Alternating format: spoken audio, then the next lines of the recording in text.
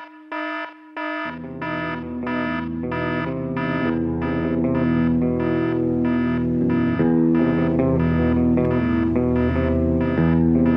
langkah ini selesai, siapa yang bertanggung jawab? Presiden Jokowi. Koalisi Nasdem, kemudian PKS dan Demokrat itu menjadi koalisi yang terbesar saat ini, menjadi korban dari dalam tanda kutip kebengisan atau pemaksaan kehendak atas menersangkakan Anies Baswedan. Kita kan sudah bisa memastikan bahwa ini semuanya rekayasa. Statistik yang menghukum dia itu. Hati-hati dengan itu.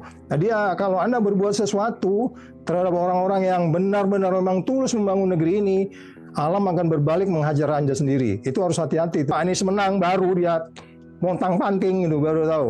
Jangan dilakukan mempolitisasi kasus-kasus ini dalam konteks pencegahan Anies. Kenapa?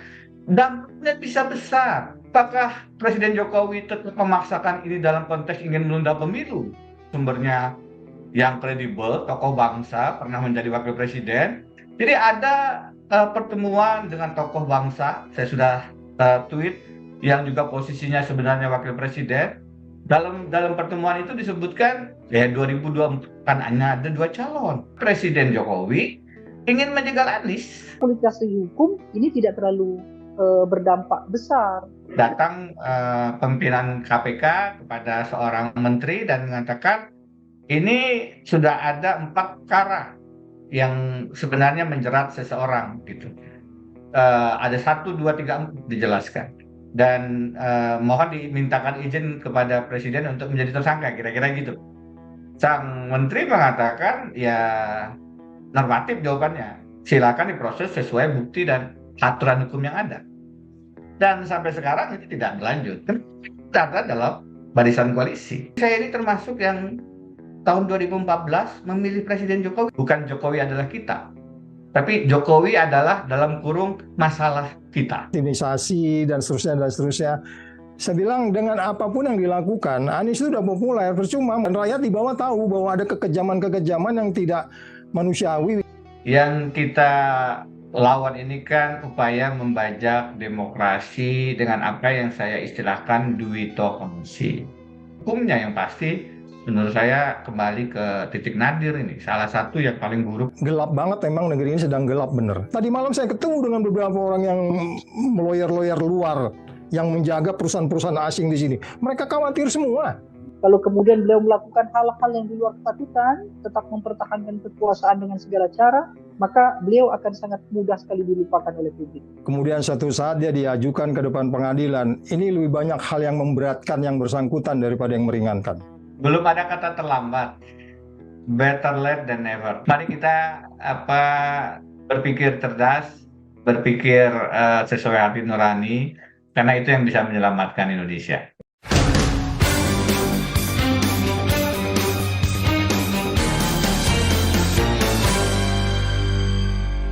Halo, ketemu lagi di Crosscheck obrolan publik akhir pekan bersama saya Gita Faradina.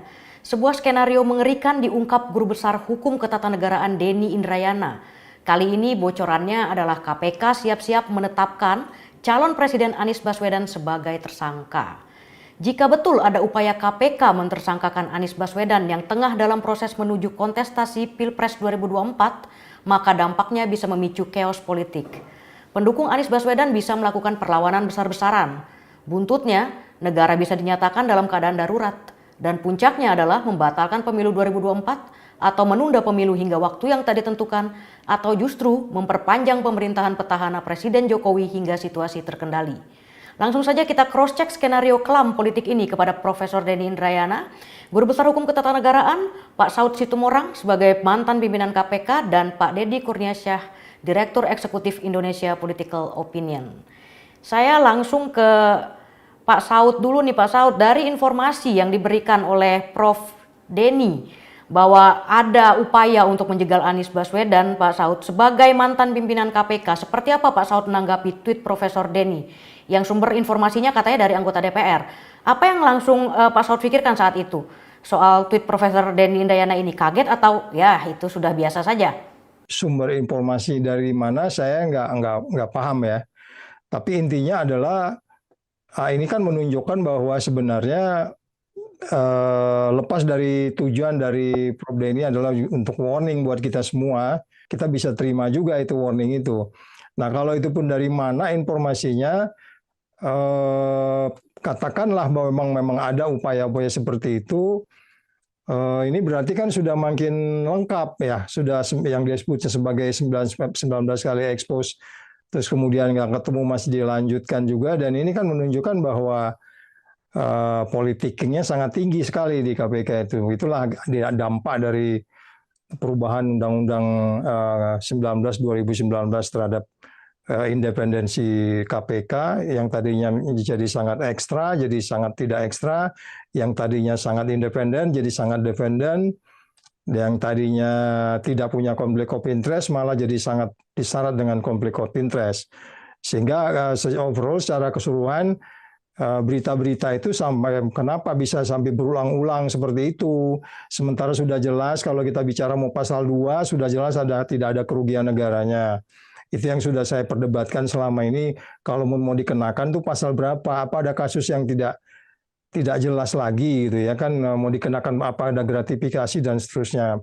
Pertanyaan kita, kalau dia masuk ke pasal 2 dalam hal ini kerugian negara kan itu APBN kan sudah jelas, BPK sudah menemukan clear bahwa tidak ada apa-apa di situ. Nah, apa yang dilakukan Prof Denny termasuk unjuk rasa dengan saya kemarin ke sana itu kan bagian dari upaya untuk kemudian men-check and balance KPK supaya mereka perform, bahwa tujuan mereka adalah menegakkan hukum-hukum anti korupsi tanpa melihat posisi-posisi siapa yang berpotensi menjadi tersangka dan seterusnya. Ya, Pak Saud, ini kita bicara tadi soal informasi yang bocor, Pak Saud. Apa yang sebenarnya terjadi jika betul penetapan tersangka oleh KPK bisa bocor dari KPK ke anggota DPR dan sekarang dibuka oleh Profesor Denny Indrayana? Ini seperti mengonfirmasi bahwa lubang-lubang penjagalan Anies Baswedan memang ada banyak dan siap dimainkan kapan saja, Pak Saud. Kurang lebih seperti itukah, Pak Saud? Bahwa kemudian kita memastikan juga omongan 3 hari yang lalu sebagai salah satu orang pimpinan yang mengatakan tanya aja Prof Denny katanya begitu kan. Terus kemudian dari situ baru kita nanti bisa ngelihat tanggung jawab seperti apa ini Dewas ini gitu loh. Ini kan tanggung jawabnya dia nih, perilaku bola-bola liar kayak begini terjadi jangan didiemin. Dan dia harus panggil, itu benar nggak? Nggak, Dewas harus ngomong, publik kagak ada tuh. Ini kan dibiarin kayak begitu. Jadi makanya saya bilang ini bikin situasi, jadi politik kita ini makin sangat-sangat tidak jernih hanya oleh karena kepentingan kelompok tertentu. Yang menurut saya, dalam bahasa sederhana, sudah banyak sekali remote control yang menggunakan tangan-tangan di luar untuk kemudian menebarkan semacam keraguan, ketidakpastian, terus kemudian iklim suasana politik nasional yang disebut pesta demokrasi dengan gembira itu cuma ngomong doang gitu kan. Kan selalu dibilang demokrasi itu dengan gembira, dengan senang. Ini kan jegal sana, jegal sini. Dan sayangnya Dewasnya nggak bikin apa-apa gitu loh. Sebenarnya dia panggil aja. Kamu nggak mau dengar lagi ya gitu-gitu ya. Mana itu? Rapat kapan itu diputuskan gitu. Sehingga kita bisa clear Prof Denny juga nggak kena propaganda orang dari mana gitu. Oke lah, mungkin Prof Denny sudah ngelihat ditandatangani, saya nggak tahu gitu ya. Saya nggak hafal gitu ya, nggak paham gitu. Tapi menurut saya situasi di dalam itu menjadi semakin tidak jelas. Yang intinya adalah untuk mendegradasi calon satu yang lain sehingga rakyat menjadi tanda tanya, walaupun sebenarnya buat saya ini buat Anies makin populer.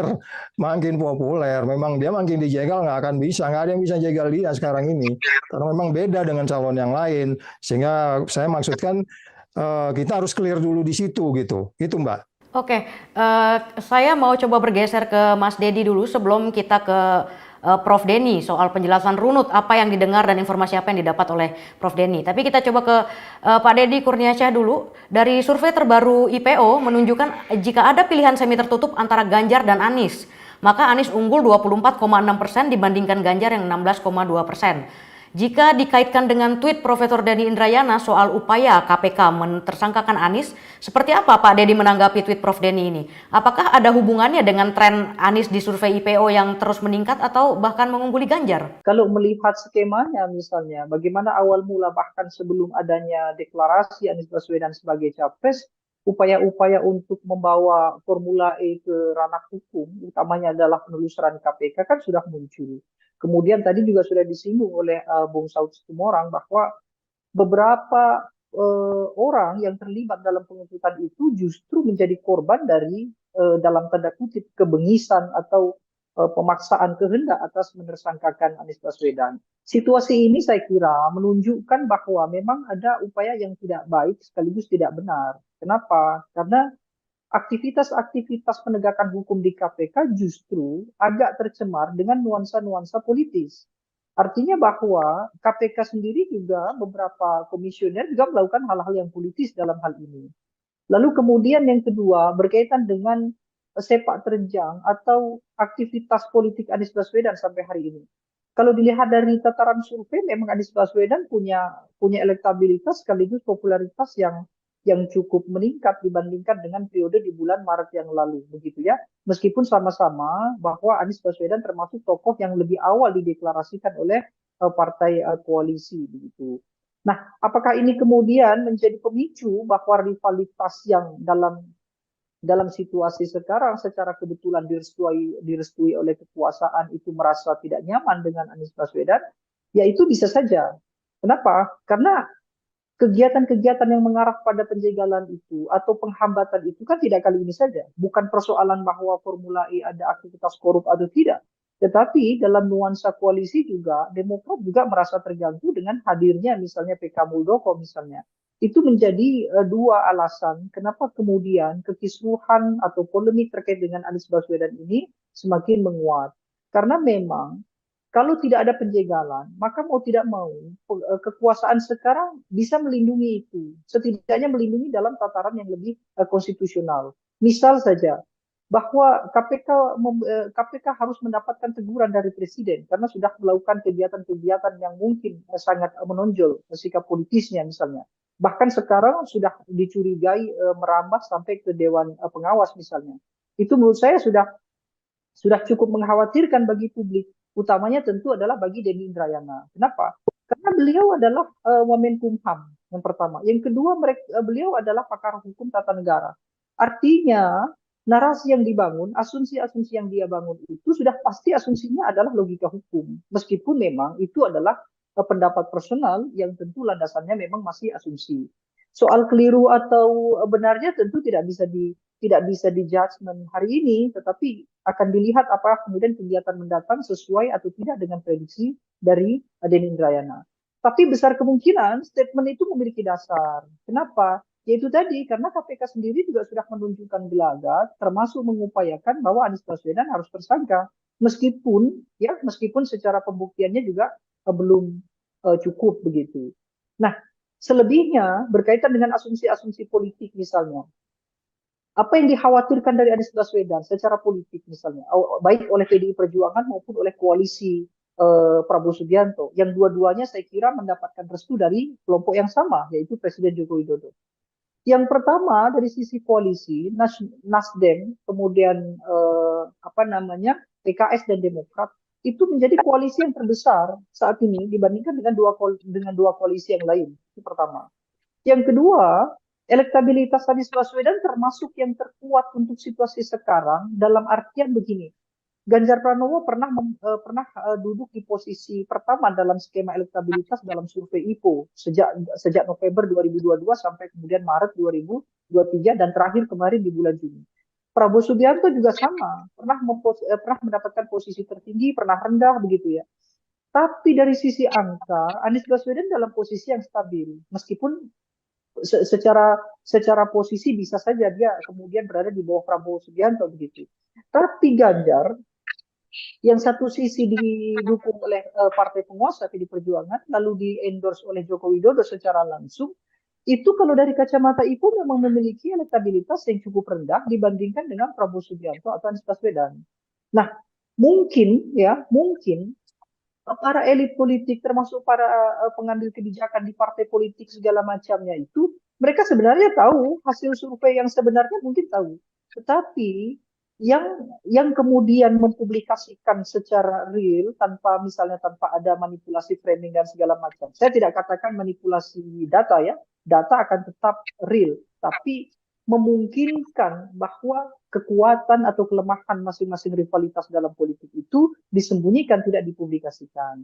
Nah, bisa saja dalam situasi ini kemudian Anies dianggap yang cukup mengkhawatirkan karena memang sejak 2019 begitu ya, atau bahkan sejak Anies Baswedan mengalahkan rivalitas di Pilgub DKI Jakarta itu, Anies kemudian dianggap sebagai kelompok yang cukup berseberang dengan kekuasaan sekarang. Maka statement-statement yang bisa kita anggap sebagai peredam begitu ya, sebagai perlawanan sebagaimana disampaikan oleh Denny Indrayana, ini satu sisi layak didukung. Kalaupun tidak didukung, setidaknya perlu mendapatkan perhatian untuk penelusuran. Kenapa? Kalaulah keliru yang disampaikan oleh Denny Indrayana, kalaulah keliru gitu ya, yang punya dampak itu ya hanya Denny Indrayana saja. Mungkin dia akan dianggap sebagai tokoh yang mencari panggung, tokoh yang menebarkan ketakutan misalnya, tokoh yang membawa berita tidak benar misalnya. Itu hanya personal, Denny Indrayana saja yang mendapatkan dampak itu.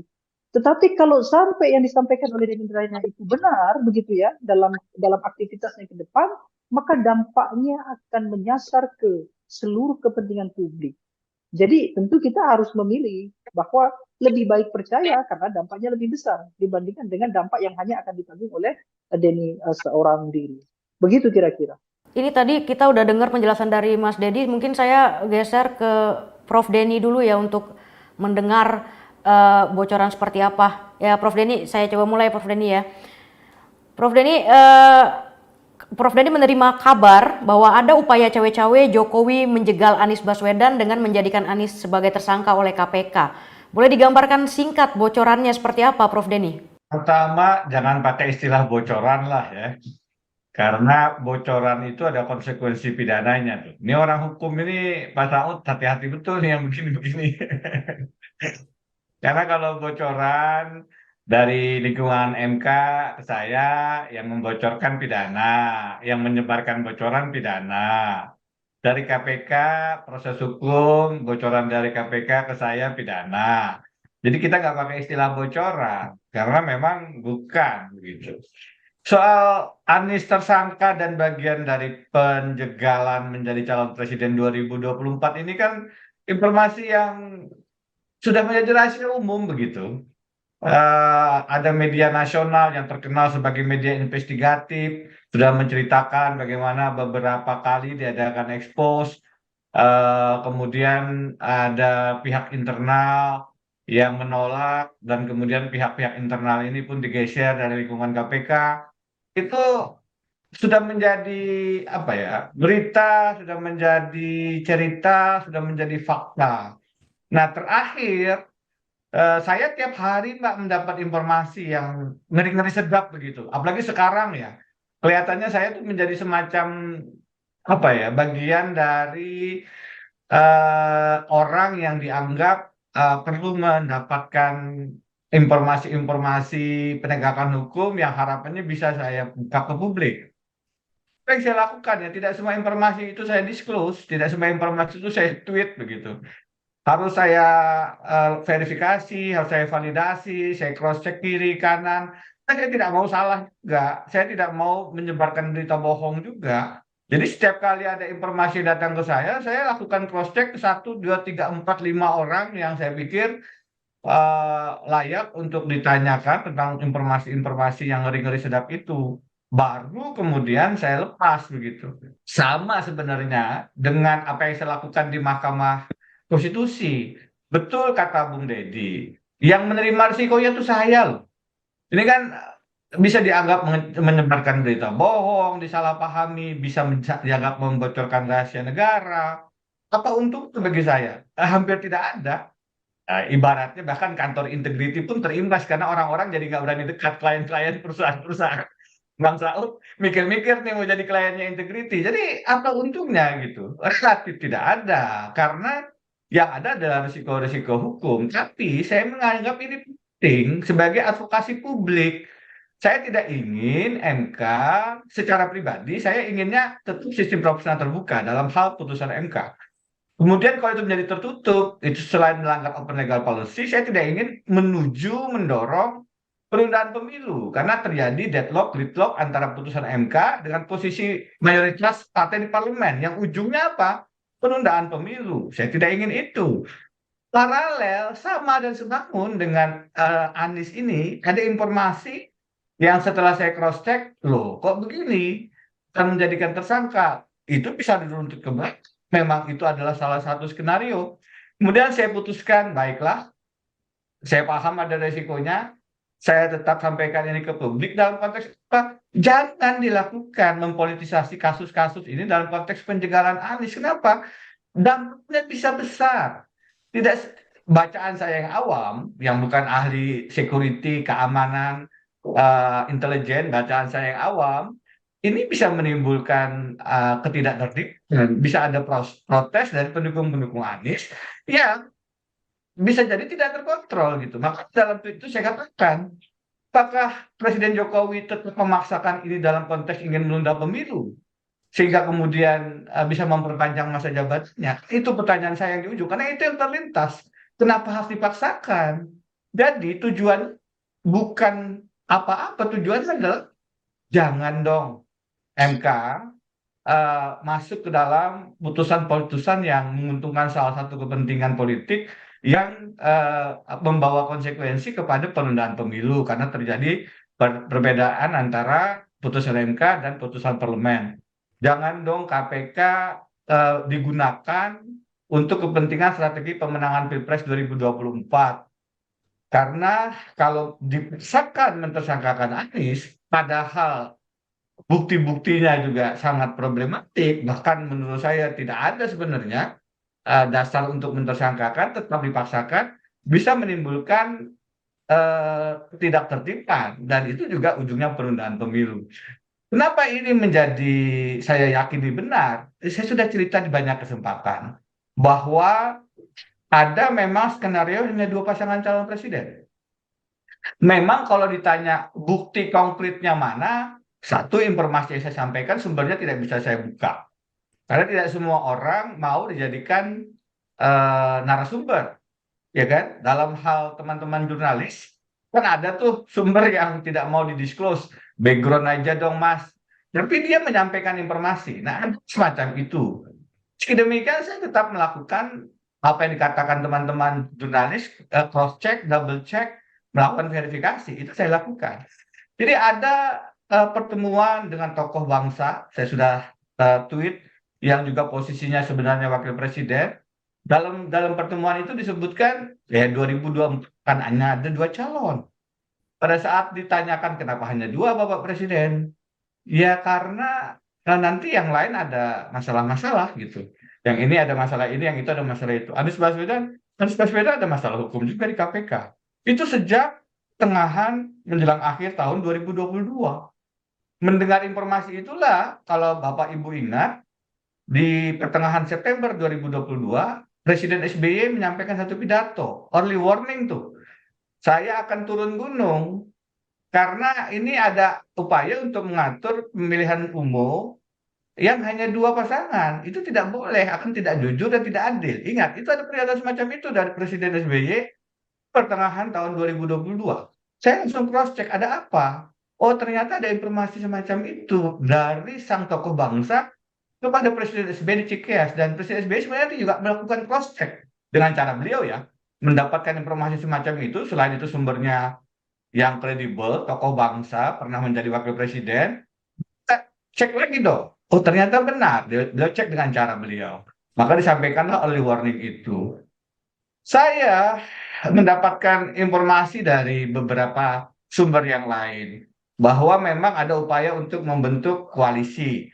3 ketua umum partai dihubungi. Kira-kira ada 3 arahan presiden kepada ketua umum partai ini. 1, saat itu sebelum ada pendeklarasian Ganjar. 1, bentuk koalisi. 2, capreskan Ganjar. 3, jangan ada Anies di 2024. Ini saya konfirmasi ke beberapa orang, termasuk ketua umum partai. Apa betul semacam itu? Senyum saja. Dari mana Anda dengar? Jadi senyum saja dan kemudian tidak membantah, bagi saya itu mengkonfirmasi. Dan sekarang kita dengarlah ada Yusuf Wanandi dalam satu wawancara dengan stasiun televisi nasional mengatakan, aku yakin nanti pada saat pendaftaran KPU hanya 2 capres. Kita melihat dalam fakta yang lain bagaimana upaya untuk mengkriminalisasi, mengangkat kasus-kasus korupsi kader-kader Nasdem. Kalau ada kasus korupsi, saya yang dari dulu dengan Pusat Kajian Anti Korupsi, sebagai staf khusus Presiden juga bidang anti KKN, itu ya berada di depan dong untuk mengatakan berantas, siapapun, kapanpun, dimanapun. Tapi pada saat kemudian penegakan hukum pilah-pilih kepada lawan oposisi dipukul, kepada kawan koalisi dirangkul, pilah-pilih kasusnya, ya ini kan menjadi politis jadinya. Berarti kan ada upaya untuk eh, strategi pemenangan Pilpres 2020. Itu yang saya lihat. Kita juga melihat di luar kasus-kasus di penegak hukum ada kasus terkait pembegal Partai Demokrat oleh Muldoko, kepala staf presiden. Saya katakan ini kan juga upaya pembegalan yang lain, upaya pembegalan Partai Demokrat di satu sisi, yang ujungnya adalah upaya penjegalan Anies karena Demokrat yang sudah berhasil dicopet, istilah copet digunakan oleh Rom Hormuzi, itu tidak bisa lagi mencalonkan Anies dong. Kalau sudah dicalon Muldoko, bisa dipastikan bukan Anies calon presidennya. Semua fakta dan peristiwa ini tidak bisa dibaca dalam kacamata hukum, dalam kacamata politik hukum, dalam kacamata politik sebagai peristiwa yang tidak saling terkait dan tidak mengkonfirmasi bahwa memang Presiden Jokowi ingin menjegal Anies. Dalam tulisan saya 24 April 2023, saya ulang di banyak kesempatan karena disitulah rangkuman informasi dan analisis dan kesimpulan saya. Saya katakan setelah Lebaran itu bahwa Presiden akan cawe-cawe dalam Pilpres 2024. Saya menggunakan istilah cawe-cawe saat itu 2 bulan yang lalu, tanpa sebelumnya sudah viral seperti sekarang. Dan Presiden waktu ditanya di Sarinah masih membantah nggak ada cawe-cawe. Itu setelah ada pertemuan koalisi ketua umum partai di istana. Baru kemudian setelah bertemu dengan forum pemimpin redaksi, Presiden mengaku akan cawe-cawe, walaupun koma, untuk kepentingan bangsa dan negara. Kepentingan bangsa dan negara yang mana? Kepentingan bangsa dan negara yang kemudian memberikan preferensi kepada Ganjar dan Prabowo sambil mengeliminasi Anies Baswedan, itu kan bukan kepentingan bangsa, itu kepentingan beliau dalam satu kesempatan. Yusuf Wanandi mengatakan Presiden cawe-cawe karena berani. Saya katakan, apakah berani atau takut? Karena pada satu ketika saya bertemu dengan seorang menteri anggota kabinet, diinformasikan bahwa yang diharapkan dari Presiden pas setelah beliau lengser itu dua. Satu, IKN dilanjutkan. Dua, tidak ada masalah hukum untuk beliau dan keluarganya. Jadi sebenarnya ini cawe-cawe berani, cawe-cawe takut. Nanti ada persoalan hukum. Itu loh. Nah, dengan segala fakta-fakta, informasi, berita, pengertian saya, pemahaman saya soal hukum tata negara, kerisauan saya bahwa hukum dijadikan alat instrumen untuk semata-mata memperpanjang status quo, menghindari kemungkinan-kemungkinan persoalan hukum yang timbul setelah lengser, maka saya katakan tak bisa ini begini, hukum diperalat semacam ini. Bagaimana dengan saya katakan Harun Masiku? Tahu kemarin saya sudah mulai agak naikkan tensinya. Bagaimana dengan laporan Ubaidillah terkait dengan dugaan tindak pidana korupsi anak-anak Jokowi yang menerima suntikan modal dari kelompok oligarki tertentu. Datanya lengkap sekali itu. Dari perusahaan joint ventura sekian miliar, bahkan 100 miliar lebih. Apakah itu bukan trading in influence, Pak Salo? Ini kan kita kan bisa dengan mudah ini menghitung berapa perusahaan yang terkait dengan Kaisang dan Gibran, dan apakah itu murni karena bisnis atau karena itu berkembang setelah beliau menjadi presiden, sebenarnya adalah bagian dari gratifikasi kepada presiden melalui anak-anaknya, karena presiden adalah kepala negara, maka ini trading in influence. Apakah yang saya katakan ini asumsi dan hanya sensasi? Silahkan dikaji. Dan pertanyaan saya kepada KPK adalah mana perkembangan laporan Ubaidillah ini gitu. Jadi ada kasus-kasus yang kita pertanyakan tidak bergerak, ada kasus-kasus yang tiba-tiba muncul dan kalau dikaitkan dengan Pilpres kan mudah dibaca bahwa itu adalah bagian dari upaya penjagalan Anies Baswedan. Ya, Prof. Denny, Prof sempat nge-tweet bahwa KPK telah menggelar perkara 19 kali, sudah direspons juga oleh KPK, itu kan katanya Pak Denny, itu yang disebut oleh Wakil Ketua KPK Pak Nurul Gufron. Jadi dia minta dikembalikan lagi aja, minta klarifikasi ke Prof Denny. Jika benar KPK telah menggelar 19 kali gelar perkara, ini berarti KPK sangat intensif bergerak merancang membuat menersangkakan Anies Baswedan. Nah, informasi soal gelar perkara 19 kali ini seperti apa sih, Prof? Apakah info ini juga didapat dari anggota DPR juga, Prof Denny? Informasinya dari mana itu saya simpan. Tetapi yang secara publik ya, 19 kali itu juga disebut oleh Bambang Wijayanto dalam podcastnya dengan Ferry Amsari.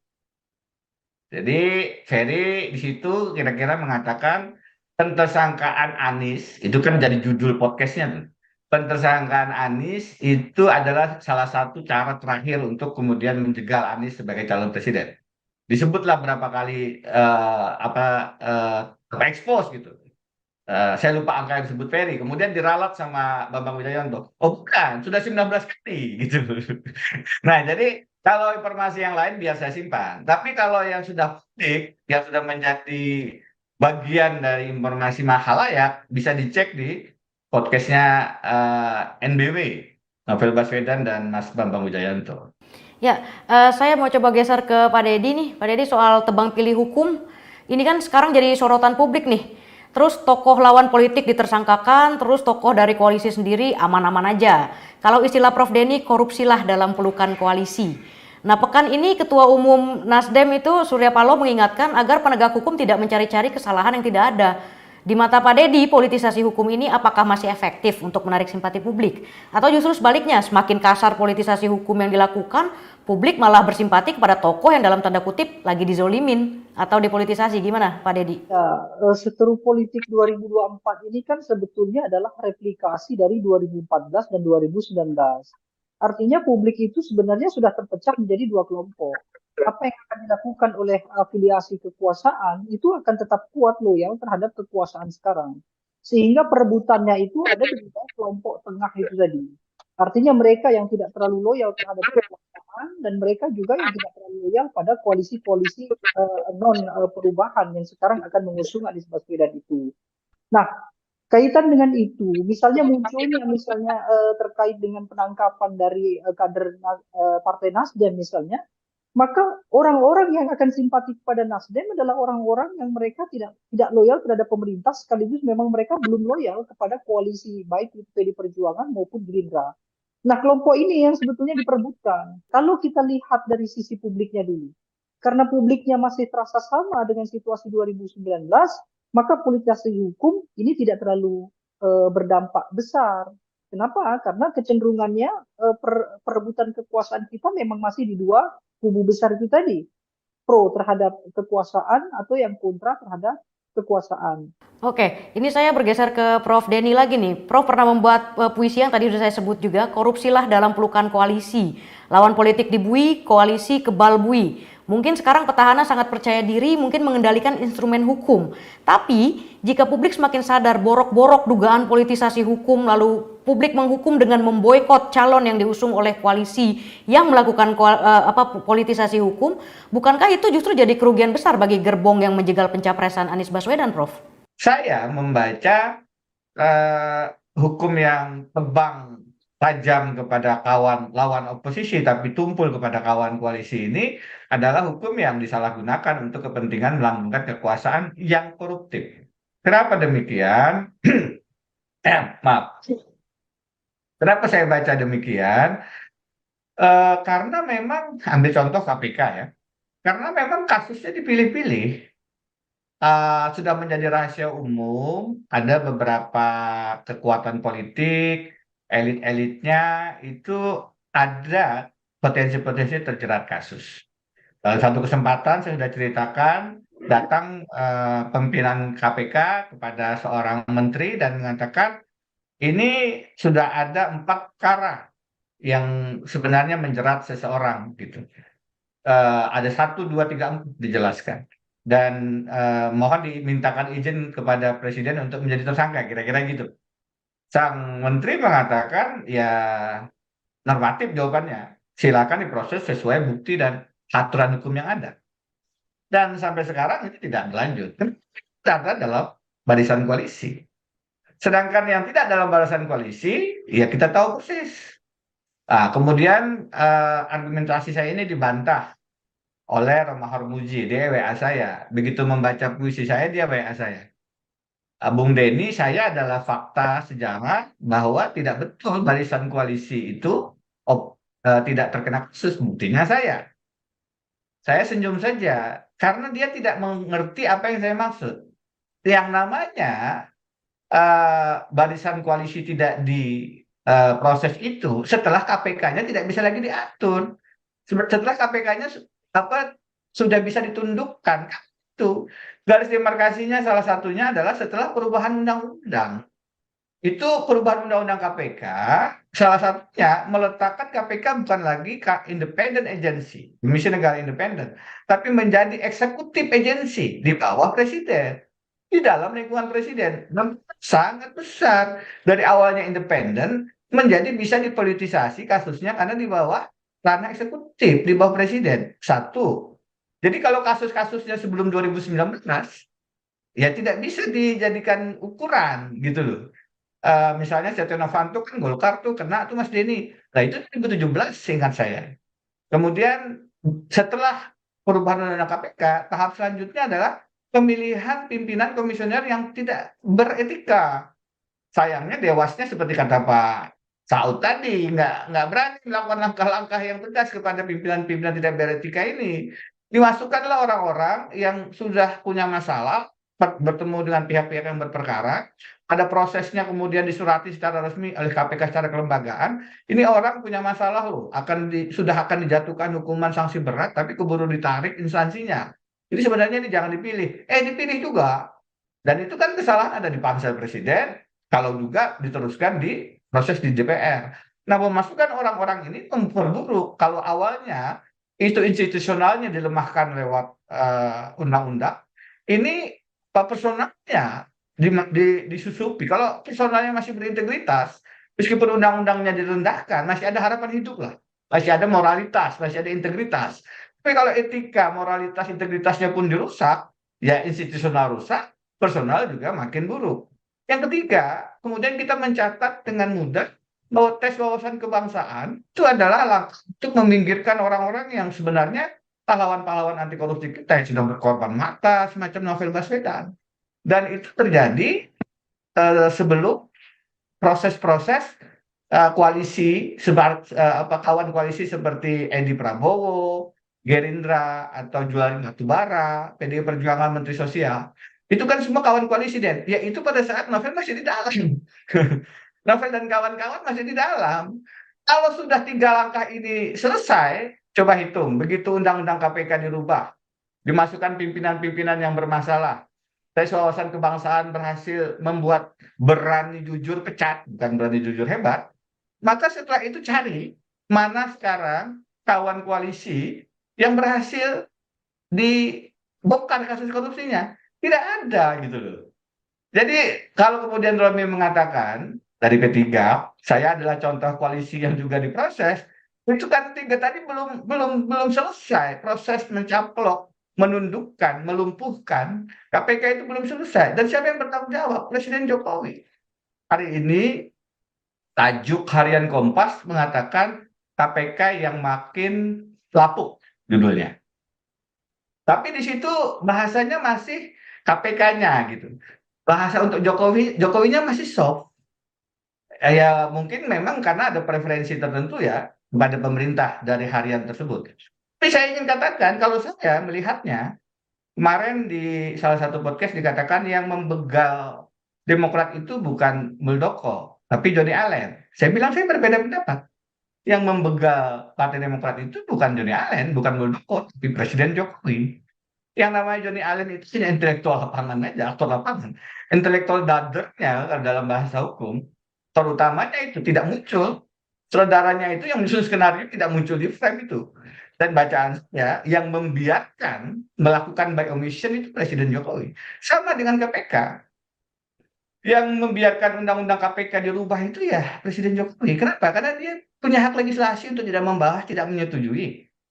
Tidak dilakukan, disetujui. Tapi kemudian mengatakan itu kan inisiatif DPR. Loh, orang-orang tata negara semacam saya, Pak, keman lah. Bapak itu bisa menghentikan. Bapak itu bisa bukan hanya hak veto seperti Presiden Amerika Serikat, lebih besar hak veto Presiden Amerika Serikat bisa diveto balik oleh salah satu kamar di Kongres. Presiden itu begitu bilang saya nggak setuju, saya tidak mau bahas, nggak jalan itu. Ini saya baca di pemberitaan cuma 12 hari perubahan undang-undang KPK itu. Beliau bisa membuat undang-undang IKN cepat. Beliau bisa membuat undang-undang perubahan minerba bagi oligarki-oligarki, bohir-bohir tambang batubara, nikel cepat, kilat. Beliau bisa membuat undang-undang Ciptaker, bahkan melecehkan putusan MK yang memberi waktu 2 tahun, diterbitkan Perpu. Saking ingin memberikan sesuatu kepada para pebisnis oligarki, cepat. Sekarang kita tanya, kenapa beliau tidak kemudian mempercepat RUU perampasan aset? Sekarang dari 4 Mei sampai sekarang surprise-nya dicuekin aja. Beliau bisa sebagai presiden dan beliau bisa mengkonsolidasi koalisi di parlemen untuk itu adalah perampasan aset dibahas dong. Sebagaimana kita merubah undang-undang KPK cuma 12 hari. Tidak dilakukan. Pak. Karena memang mindset anti korupsinya nggak ada. Jadi kalau kita bicara, minta maaf ya, saya ini bukan apa-apa. Saya juga sering istighfar ini. Jangan sampai saya juga zalim begitu. Tapi saya ini termasuk yang tahun 2014 memilih Presiden Jokowi dan menyampaikan salam 2 jari setelah pencoblosan. Saya merasa punya tanggung jawab moral ini. Ternyata saya keliru. Ini saya sedang menulis entah jadi puisi atau apa. Judulnya adalah bukan Jokowi adalah kita, tapi Jokowi adalah dalam kurung masalah kita. lagi saya bikin ini. Nah, saya ingin katakan logikanya sederhana. Presiden Jokowi yang bertanggung jawab kepada Kompas yang memberi judul KPK yang makin lapuk. Itu yang bertanggung jawab salah satunya adalah Presiden Jokowi yang merubah undang-undang KPK, memasukkan orang-orang dalam pansel itu yang bermasalah secara etika, membiarkan rekayasa tes wawasan kebangsaan, mestinya bisa cawe-cawe. Mestinya bisa cawe-cawe tentang RUU perampasan aset. Mestinya jangan cawe-cawe untuk membegal Anies Baswedan. Mestinya jangan membiarkan cawe-cawe Muldoko untuk membegal Partai Demokrat.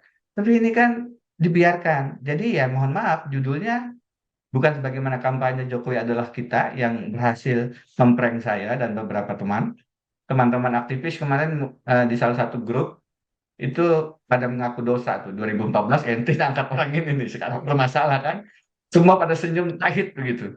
Termasuk saya. Nah, judulnya nanti jadinya ya mungkin dalam waktu dekat akan saya lepas dalam tweet atau apa. Jokowi adalah dalam kurung masalah kita. Oke, kita bicara jegal-menjegal ini tadi, saya mau ke Bang Saud nih. Upaya menjegal Anies kalau pada akhirnya justru berujung pada simpati publik dan simpati pemilih kepada Anies Baswedan, bukankah kemudian bisa dikatakan dalam tanda petik upaya-upaya politisasi hukum kepada Anies Baswedan ini adalah upaya bodoh, Pak Saud?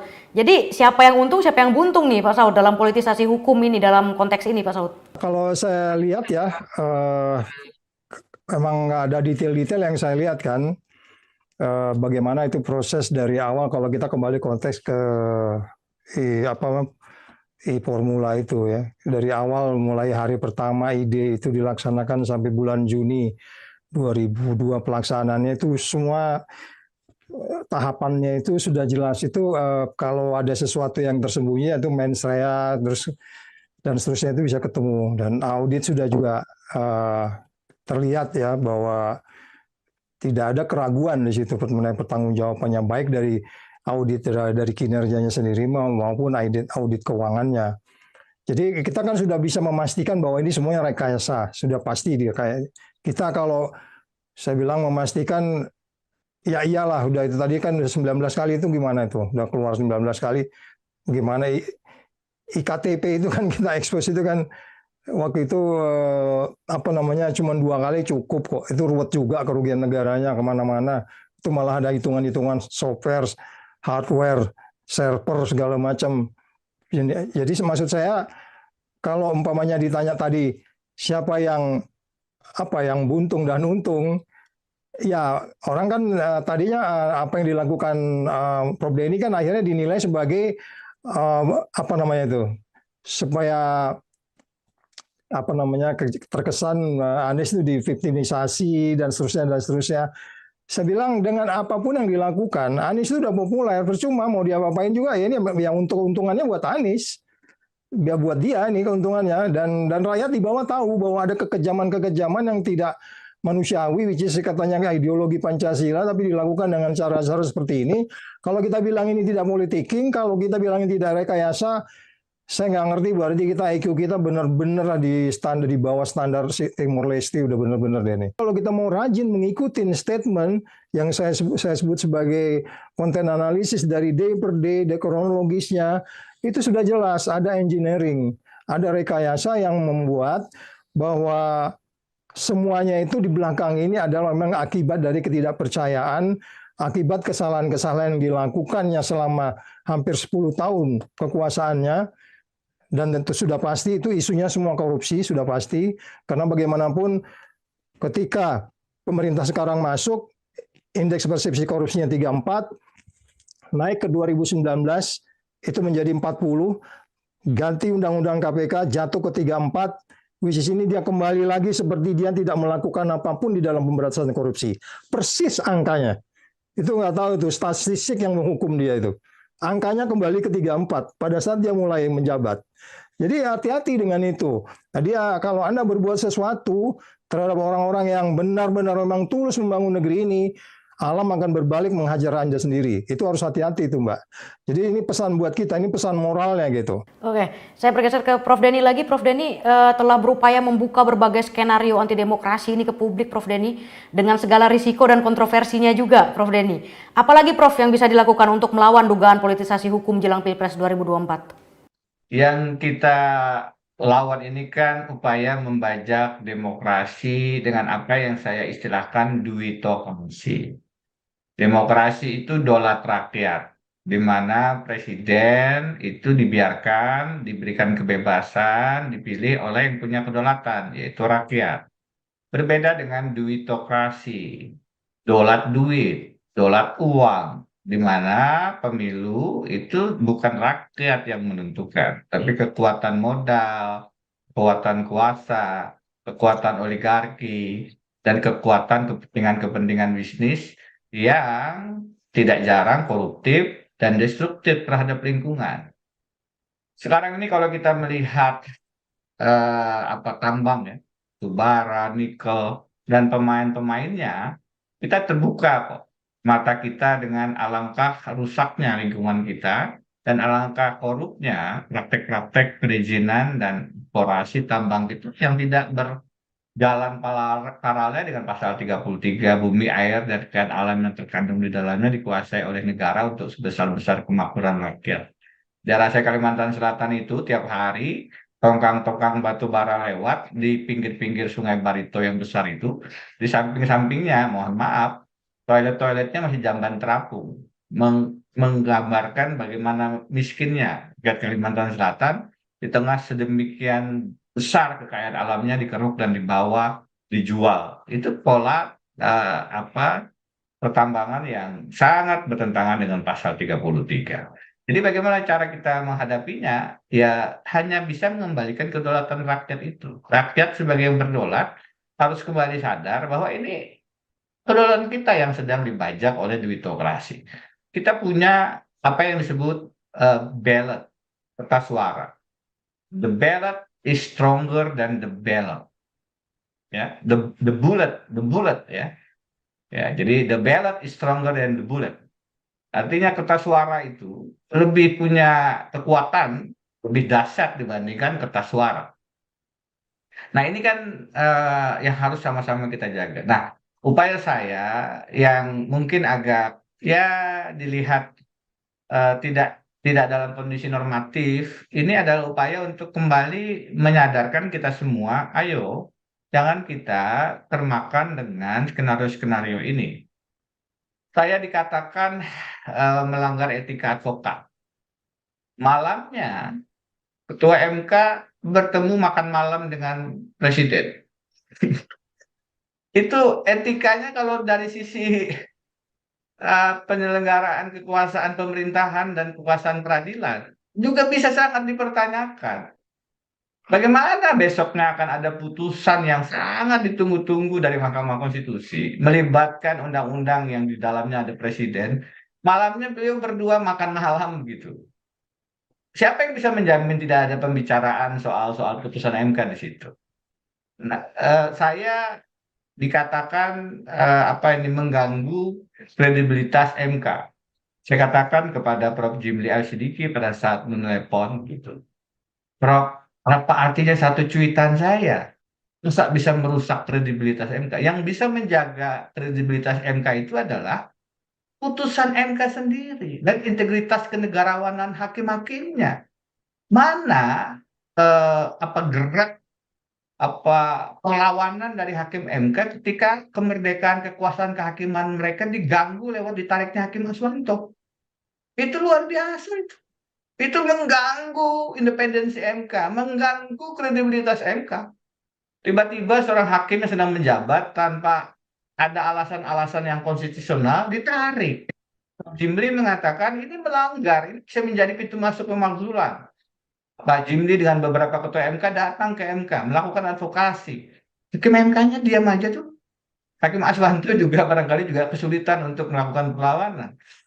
Itu jelas ada tangan-tangan kuasa yang merusak independensi, merusak integritas hakim, karena Hakim Aswanto bergeser ke yang minoritas dalam putusan Undang-Undang Cipta Kerja. Maka dihukumlah dengan ditarik, digantikan Guntur, Profesor Guntur. Bahwa itu kayaknya diam saja. Ini saya melemparkan satu cuitan yang justru ingin menjaga agar MK-nya tidak keliru dalam mengambil langkah karena bisa menimbulkan penundaan pemilu, menimbulkan komplikasi, kompleksitas dan lain-lain. Malah saya yang kemudian dianggap ya sudahlah itu risiko saya. Saya memahami itu, walaupun saya sudah juga memilih diksi-diksi yang supaya tidak kemudian disalahpahami, tapi kan membocorkan apa katanya mendapatkan bocoran, padahal mendapatkan informasi saya menggunakan. Katanya A1, saya padahal tidak menggunakan karena A1 itu intelijen, rahasia. Saya tidak menggunakan kata itu, saya menggunakan sumber yang kredibel. MK akan memutuskan. Belum memang. Dan Saldi mengatakan ada keputusan kok, sudah dikatakan sudah ada keputusan. Saya katakan akan kok, memang belum ada. Tapi kan di publik kemudian dibelokkan dan saya sudah paham bahwa itulah risikonya. Jadi menjawab pertanyaan tadi, ya rakyat sendiri sekarang yang bisa melawan, melakukan semacam eh, perlawanan ya, dalam artian yang tidak harus chaotic ya, tidak harus chaos gitu, tidak harus rusuh. Mari kita kembalikan, kita lakukan merebut kembali demokrasi dari duitokrasi, kita rebut lagi dolar rakyat, kita buktikan bahwa ini negara hukum, jangan permainkan hukum, dan caranya ya para kelas menengah yang lebih memahami dan banyak sekarang kan lapisan kelas menengah Indonesia kan mudah-mudahan sudah mulai membesar. Ayo dong kita juga tidak kemudian apatis. Ayo dong para intelektual bersama-sama kita bangun kesadaran semacam early warning system, semacam whistleblower. Jangan dibiarkan rekayasa-rekayasa semacam ini terus leluasa. Mungkin kita ada ketakutan-ketakutan karena ada risikonya, itu manusiawi. Mungkin kita akan ada juga godaan-godaan kekuasaan, jabatan, gratifikasi macam-macam yang sulit untuk ditolak, itu juga manusiawi. Tapi kita kan sama-sama cinta Indonesia.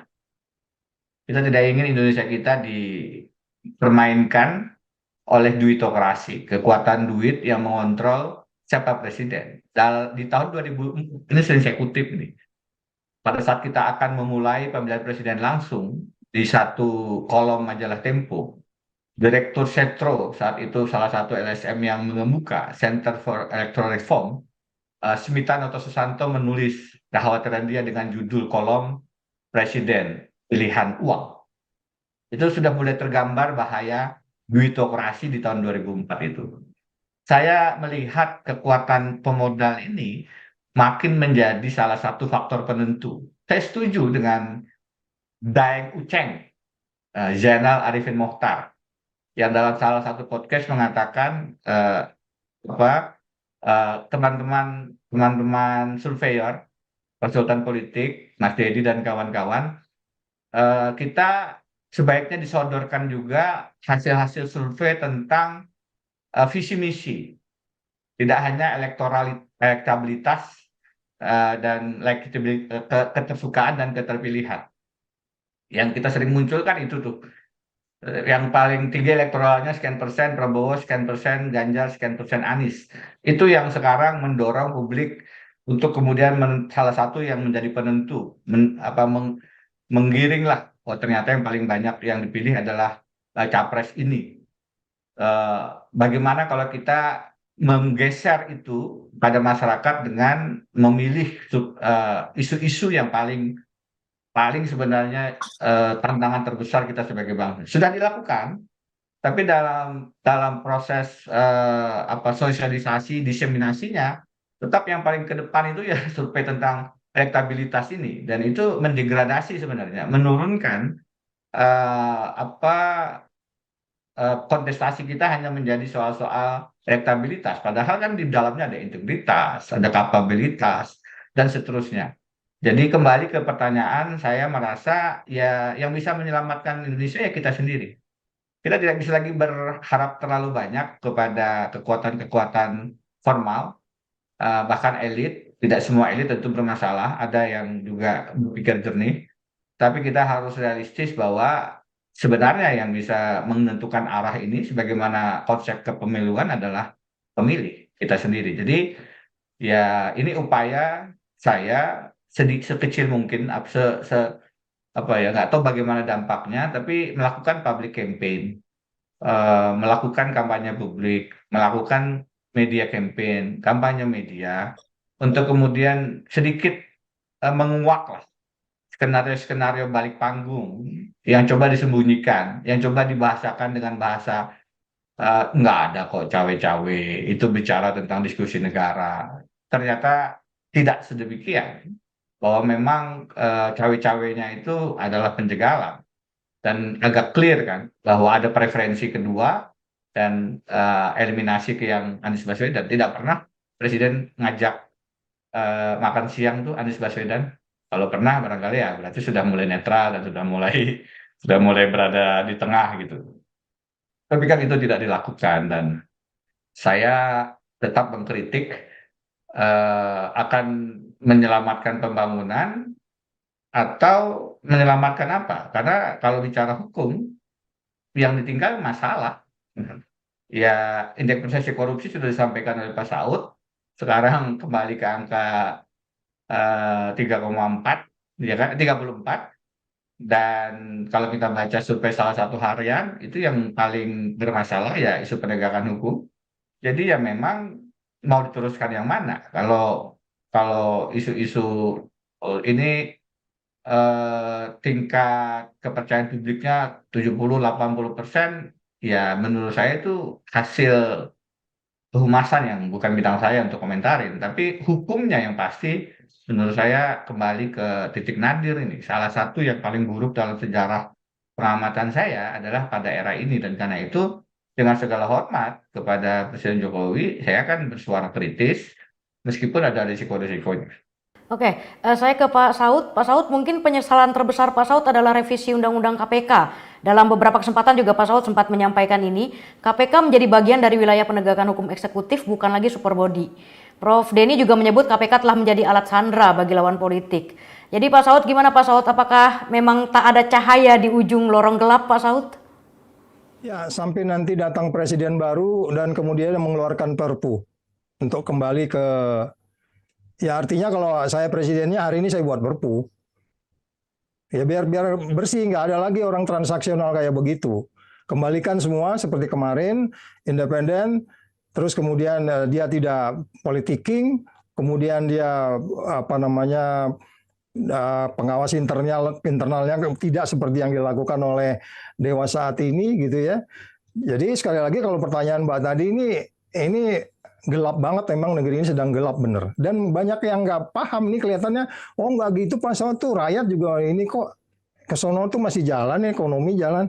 Bukan itu yang dilihat. Tadi kan Prof Denny udah bilang itu masih banyak orang yang belum bisa BAB yang benar. Masih banyak orang belum bisa sekolah, masih banyak orang yang masih di rumah sakitnya masih seperti itu. Bukan kita nggak punya aset. Di depan kita berseliweran tiap hari ada jeti-jeti liar. Kami berangkat ke sana disuruh tutup, nggak ditutup sampai hari ini. Apalagi Prof Denny pasti lebih hafal. Muncul undang-undang baru lagi yang disebutnya Minerba segala macam. Jadi sekali lagi semua instrumen-instrumen yang ada saat ini itu syarat sekali dengan kepentingan-kepentingan yang kita sebut sebagai oligarki selama ini, which is kemudian kita nggak menganggap itu sesuatu yang memang mengancam negeri ini gitu. Saya berpikiran, saya nggak ngerti nanti dengan kasus tahanan ini, jangan-jangan indeks persepsi korupsi kita akan turun lagi. Nggak ada hubungannya Pak Saud, investasi datang juga kok, mereka datang ke sini cari duit aja kok, kalau dia untung bagaimana? Tadi malam saya ketemu dengan beberapa orang yang lawyer-lawyer luar yang menjaga perusahaan-perusahaan asing di sini. Mereka khawatir semua. Terlebih yang dari Jepang itu. Mereka khawatir ini. Tapi ini hati kita nggak dibuka gitu loh. Bahwa ada sesuatu yang di dunia luar itu ada sesuatu yang tidak beres di negeri ini. Oke, kalau yang investornya korup, iya dia senang. Tapi kan kita korban. Tapi kalau investor-investor yang seperti mempunyai Foreign Bribery Act itu yang kemudian kalau ada orang Amerika nyuap di sini dia bisa diadili di negara, dia mikir mau nyuap gua salah nggak, nyuap gua nggak untung gitu. 2 kali dia mati di sini dikerjain di Amerika begitu. Ini kan makanya kemarin kita selalu masuk apa yang kita sebut profit itu profesional berintegritas. Ada paket-paketnya di KPK bagaimana profesional berintegritas, BUMN-nya dan seterusnya gitu. Tapi kan semuanya jadi benar-benar penuh dengan kebohongan-kebohongan. Statistik yang muncul itu selalu baik, tapi nyatanya rugi terus gitu. Nah ini kan kompleksitasnya banyak, ya. Dalam hal ini kita berempati lah bahwa kemudian formula itu jelas, kalaupun mereka melakukan PDTT penelitian dengan tujuan tertentu, nggak ada yang mislek di situ, nggak ada yang hilang angka di situ gitu. Tapi kemudian masih terus dicoba, sehingga kemudian kita bisa menyimpulkan kalau memang ini masih begini terus dan sampai terakhir mendekati situasinya masih dibiarin sampai saya katakan sampai besok situasinya kondisi ini masih dibiarkan, tidak dinyatakan hentikan kasus Formula E, udah tidak ada masalah di situ, ini biarkan sampai hari H tanggal 24, baru kemudian nanti Pak Anies menang, baru dia montang-panting itu baru tahu, ya kan? Karena orang masih berpikiran, ya udahlah masih bisa diatur. Enggak. Rakyat di bawah sekarang sudah paham betul apa yang dilakukan oleh rezim saat ini. Mereka paham. Mereka tidak menutup hatinya. Oke, matanya mungkin mereka tutup pura-pura, tapi hati mereka. Coba jalan deh ke bawah sekarang. Bagaimana? Saya baru keliling hampir 10 kampus mulai dari Sulawesi sampai Jawa Tengah, berdialog dengan mahasiswa, dengan ribuan mahasiswa. Mereka semuanya merasakan yang sama dengan apa yang saya katakan, apa yang saya rasakan. Dan kalau nggak percaya bisa di cross check dengan Rocky Gerung. Kami keliling kampus untuk menjelaskan kepada mahasiswa bahwa situasi ini sangat-sangat darurat dan kamu harus pilih presiden yang benar. Jadi maksudnya saya katakan kembali lagi, mungkin di sini yang lagi berkuasa paham betul tentang statistik yang disampaikan oleh Mas Dedi tadi gitu. Ya dalam bahasa yang sederhana, loh kalau dia dapatnya ranking 3 kenapa mesti diklasifikasikan ranking 1 kan gitu. Kenapa mesti takut gitu. Kalau nggak salah juga kenapa mesti cawe-cawe kan begitu kan. Udahlah. Jadi maksud saya gini sekali lagi, saya terima kasih Mas Denny. Saya pikir Prof Denny lebih intelijen dari saya lah saat ini. Warning forecasting problem solvingnya tinggi. Gitu. dan ya kita harap kita nggak menuduh, analisis boleh salah. Kita nggak menuduh kok. Ini analisis. Kan potongan-potongan informasi kita dapat itu kita mesti menyelamatkan negeri ini menuju demokrasi yang baik, ya kan? Justru Prof Denny ini kalau menurut saya suatu saat nih kalau ada Integrity Award nih saya kasih dia nih. Oke, itu mungkin dulu. Oke, Pak Saud, saya bergeser ke Pak Dedi nih. Tadi udah disinggung-singgung juga soal survei. Coba survei terbaru IPO soal kepercayaan publik terhadap penegakan hukum. Seberapa peduli publik melihat dugaan politisasi penegakan hukum saat ini, Mas Dedi? Ya, kalau detail terkait dengan upaya penegakan hukum saat ini, memang tidak ada yang mendetail gitu ya. Tapi beberapa clue saya kira cukup menggambarkan bahwa publik tidak lagi antusias dalam hal penegakan hukum di Indonesia. Lalu dari semua lembaga penegakan hukum, di situ kami melakukan pengujian terhadap KPK, polisian, kemudian kejaksaan, kemudian juga di pengadilan misalnya. Hasilnya adalah di tingkat KPK, hasilnya sangat rendah sekali. Dan ini terus menurun sejak November 2022, kemudian dilanjut di bulan Maret 2023 sampai di Juni kemarin di 2023. Begitu juga di pengadilan, di kepolisian bahkan polisi masuk dalam daftar 2 terendah dari 20 lembaga non kementerian yang dipercayai oleh publik. Jauh sekali dengan mitranya yaitu militer. Militer berada pada posisi pertama dalam hal kepercayaan publik. Tapi kepolisian ada di urutan 18. Nah, ini kan menandakan bahwa secara umum hukum di Indonesia saya kira dalam situasi yang memang krisis. Satu, krisis tentang penegakannya. Yang kedua adalah krisis tentang kepercayaan publiknya. Dan ini tentu berimbas kepada aktivitas-aktivitas publik. Karena kami juga menanyakan, apakah situasi-situasi tersebut, rendahnya kepercayaan terhadap KPK, penegakan hukum, ketertiban, dan segala macamnya itu berdampak atau tidak dalam kehidupan sehari-hari masyarakat? Dan rupanya jawaban mayoritas adalah berdampak, sangat berdampak dan berdampak. Kalau itikat politiknya sudah baik, besar harapannya itikat hukumnya juga mungkin akan berangsur-angsur baik. Kalau keduanya sudah baik, saya kira Prof Denny juga tidak perlu lagi mengorbankan integritasnya dengan mengeluarkan statement-statement yang memang belum terbukti. Makanya beliau kemudian mengatakan itu baru akan misalnya, atau beliau memberikan clue informasi terpercaya dan segala macamnya. Dan juga mungkin Bung Saud Situmorang tidak akan segeram sekarang.